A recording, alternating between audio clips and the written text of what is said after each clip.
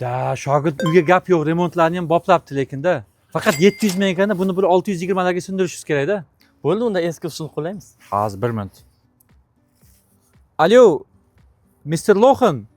Uyingizni ko'rdik, yaxshi ekan. Lekin shuni 600 mingga bera olasizmi? Biz 600 mingga tayyor klientimiz bor-da, nima deysiz? Birinchidan, mening ismim Mr. Lohan emas, Mr. Logan. Ikkinchidan, men uyimni har bitta burchagini zo'r qilganman, tomlarigacha yangi qilganman. Mayli, irimi uchun 10 ming tushib berishi mumkin. Lekin 100 ming ahmoqona narsa bu. Alvido. Shogird vaqti bo'ldi. Davay endi hunaringni ko'rsat. Hozir boshamiz hozir. Boplaymiz. Janob Lohin, uyingiz 750 ming, uyingizni 550 mingga so'rayman. Sababi uyingizda kuchuk-mushuk boqqansiz. Konditsioner nimalari ishlamaydi. Naqd 550 ming sanaymiz. Nima? 550 ming? Oh my god. Birinchidan, mening uyim toza, hech qachon mushuk ham, dinozavr ham yashamagan.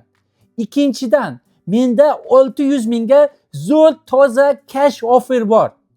Bay. Ey xudo, haqiqatdan ham uyim shunchalik yomonmikin ha? Hozir menga telefon qiladi, shoshmay turgin. Ha, mana telefon qilyapti, hozir boplaymiz. Olam. Alo? Janob Lohan? Alo, Husniddin Realtor. Ha, taklifimni o'ylab ko'ryapsizmi?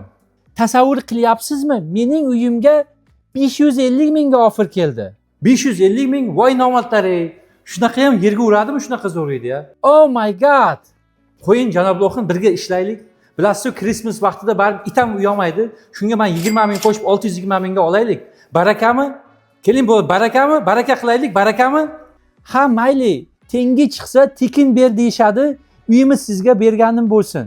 Lekin siz o'zbekistonliklar Staten Island, Brooklyn, Filadelfiyani yomon qilyapsizlar lekin.